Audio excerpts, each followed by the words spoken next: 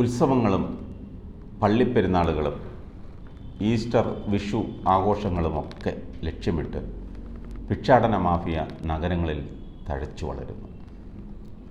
തമിഴ്നാട്, ആന്ധ്ര, കർണാടക തുടങ്ങിയ സംസ്ഥാനങ്ങളിൽ നിന്നുള്ള യാചക സംഘമാണ് ഇവിടെ തമ്പടിക്കുന്നത്. നാട്ടുകാരെ പല വിദ്യകൾ കാണിച്ച് പറ്റിച്ച് പിരിവെടുത്ത് ജീവിക്കുന്ന യാചകർ കൂട്ടമായാണ് ഇവിടേക്ക് ഒഴുകുന്നത്. ഉത്സവ സീസണിലാണ് പ്രൊഫഷണൽ ഭിക്ഷാടകർ അതിർത്തി കടന്നെത്തുന്നത്. രോഗികളായും ശാരീരിക വൈകല്യമുള്ളവരായും അഭിനയിച്ചെത്തി ആളുകളെ പിഴിയുന്ന സംഘം ടൂറിസ്റ്റ് കേന്ദ്രങ്ങളിലാണ് പ്രധാനമായും തമ്പടിച്ചിരിക്കുന്നത്. തമിഴ്നാട്ടിൽ നിന്ന് ചെക്ക് പോസ്റ്റ് വഴി എത്തി പല സംഘങ്ങളായി തിരിഞ്ഞ് ഭിക്ഷ യാചിക്കാൻ ഇറങ്ങും. പുലർച്ചെ ഒരു സ്ഥലത്ത് ഒത്തുകൂടി ഭിക്ഷ യാചിക്കേണ്ട സ്ഥലങ്ങൾ ഇവർ തന്നെ തീരുമാനിക്കും. പരമാവധി 2 മാസം മാത്രമേ ഇവരെ ഒരു സ്ഥലത്ത് കാണാൻ പറ്റൂ. മധ്യ കേരളത്തിൽ കൊച്ചിയാണ് പ്രൊഫഷണൽ ഭിക്ഷാടകർക്ക് ഏറ്റവും പ്രിയമുള്ള സ്ഥലം. രാവിലെ 9 മണി മുതൽ നഗരത്തിലെ വിവിധ കടകൾ കയറിയിറങ്ങിയാണ് സ്ത്രീകൾ ഉൾപ്പെട്ട സംഘം. പക്ഷേ വീടുകളിലാണെങ്കിൽ വെളുപ്പിനെ തന്നെ ഇറങ്ങും. ഹോട്ടലുകളുടെ കവാടത്തിന് മുന്നിൽ കാത്തു നിൽക്കുന്ന ഇവർ ഭക്ഷണം കഴിച്ച് ഇറങ്ങി വരുന്നവർക്ക് നേരെ കൈനീട്ടും. രാവിലെ മുതലുള്ള ഇവരുടെ ശല്യം കൊണ്ട് വ്യാപാരികളും വിവിധ ആവശ്യങ്ങൾക്കായി നഗരത്തിലെത്തുന്നവരും വലയും. യാചിച്ചുണ്ടാക്കുന്ന പണം വൈകിട്ട് ബസ് സ്റ്റാൻഡിന് സമീപം തമ്പടിച്ച് വീതിച്ചെടുക്കും.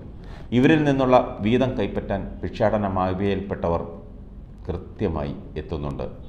തലമറച്ചും മറ്റ് ശാരീരിക ബുദ്ധിമുട്ടുകൾ അഭിനയിച്ചും കൈയും കാലുമൊക്കെ പ്ലാസ്റ്ററും ചുറ്റിയാണ് സംഘം ഭിക്ഷാടനത്തിന് എത്തുന്നത്.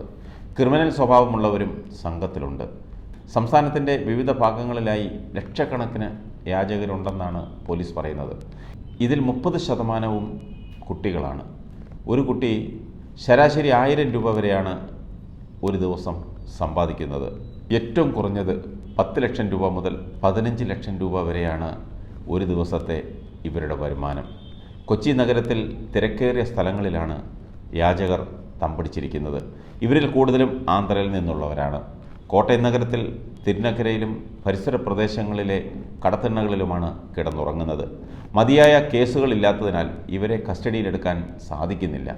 പലരും രോഗബാധിതരാണ്. കർണാടക, തമിഴ്നാട്, ആന്ധ്ര എന്നിവിടങ്ങളിൽ ഇത് സംബന്ധിച്ച് വൻ റാക്കറ്റ് പ്രവർത്തിക്കുന്നതായി പോലീസിന് റിപ്പോർട്ട് ലഭിച്ചിട്ടുണ്ട്. കൈകാലുകളില്ലാത്ത കുട്ടികളെയും മെലിഞ്ഞ കുരുന്നുകളെയും മുന്നിൽ നിർത്തി ലക്ഷക്കണക്കിന് രൂപ സമ്പാദിച്ച് മടങ്ങുകയാണ് ആന്ധ്രാപ്രദേശിൽ നിന്നും എത്തുന്ന യാചകരുടെ പതിവ്.